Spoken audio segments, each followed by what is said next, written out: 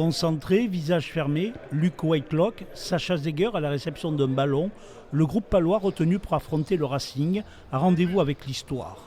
Ce premier match de phase finale du top 14, un barrage, les Palois veulent le savourer devant leur public, 15 000 privilégiés.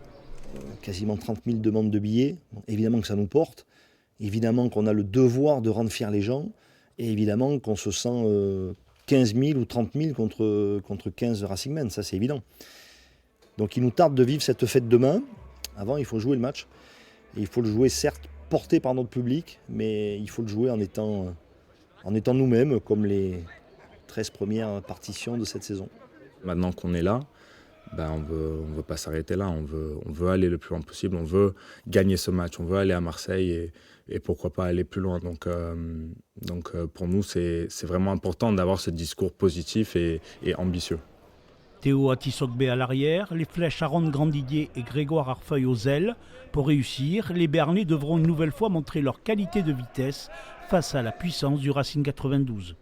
Le résultat de match de demain, c'est encore une fois, ça va être les efforts qu'on va mettre dans le match et l'engagement qu'on va mettre, parce que notre rugby il est en place depuis longtemps. Donc on sait que ça va jouer sur les petits détails, mais on sera prêt. Là, il y a cette sensation de connexion forte que je ressens cette semaine. Après 26 ans d'absence en phase finale du championnat, la section paloise a l'occasion de revenir au plus haut niveau du rugby français.